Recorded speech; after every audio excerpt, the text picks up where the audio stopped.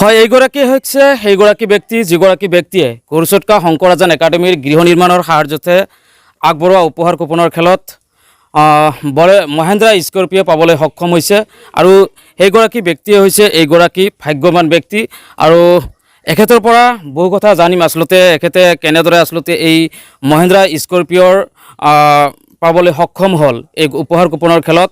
তাৰ আগতে মই ঘৰৰ পৰিৱেশ দেখুৱাবলৈ মই অনুৰোধ জনাইছোঁ মোৰ সতীৰ্থক।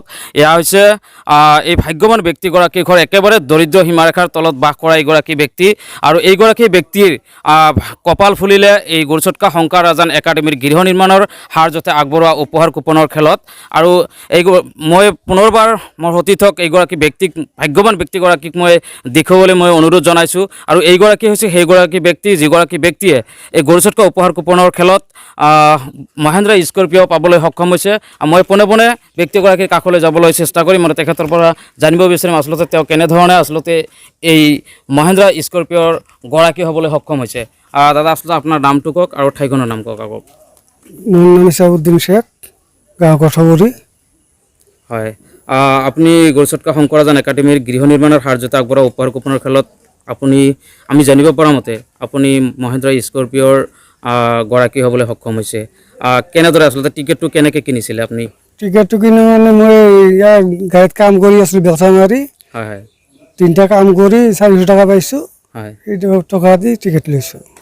আপুনি কেতিয়া গম পালে যে আপুনি যে মানে এই মহেন্দ্ৰা স্কৰ্পিঅৰ গৰাকী হ'বলৈ সক্ষম হৈছে? আপুনি কেইটা বজাত গম পালে? মোটামুটি 1-1:30 বজাত গম পাইছোঁ নেকি। তেতিয়া আপোনাৰ কেনেকুৱা লাগিছিল, অনুভৱ কেনেকুৱা হৈছিল? মইতো মিছা কোৱা বুলি ভাবিছিলোঁ, পাছত যে এহঁতে আহিলে হাতে চালোঁ যে হয়। এতিয়া কেনেকুৱা লাগিছে? এতিয়া ভাল লাগিছে আৰু। যিহেতু আমি দেখিবলৈ পাইছোঁ, আমি ঘৰখন পৰিদৰ্শন কৰিলোঁ, আপোনাৰ ঘৰখন চালোঁ আমি, যিহেতু আপুনি একেবাৰে দৰিদ্ৰ বুলি ক'ব লাগিব।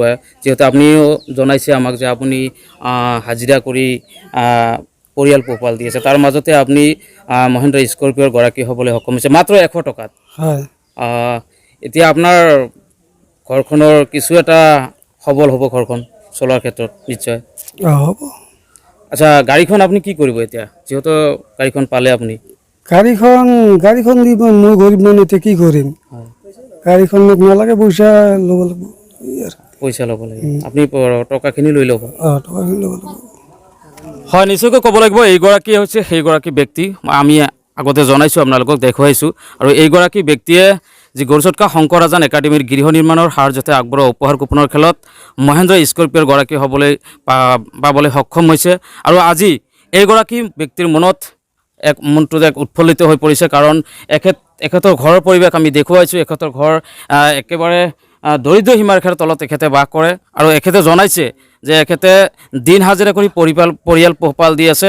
তাৰ মাজতে 100 টকাত এটা টিকট ক্ৰয় কৰি তেখেতে দিনটো হাজিৰা কৰি সন্ধিয়াৰ সময়ত গৈ এটা টিকট 100 টকাত ক্ৰয় কৰিছে আৰু 100 টকাত টিকট ক্ৰয় কৰাৰ পিছতে এখেতৰ ভাগ্য আজি ফুলিছে আৰু এখেতে এতিয়া এই গাড়ীখন বিক্ৰী কৰিব বুলি তেখেতে আমাক জানিবলৈ দিছে যে গৰুচটকা শংকৰাজান একাডেমীৰ গৃহ নিৰ্মাণৰ সাহায্যতে আগবঢ়োৱা উপহাৰ কুপনৰ খেলত ইছাবুদ্দিন নামৰ ব্যক্তিজনে মহেন্দ্ৰা স্কৰ্পিঅ পাবলৈ সক্ষম হৈছে। কি ক'ব আচলতে?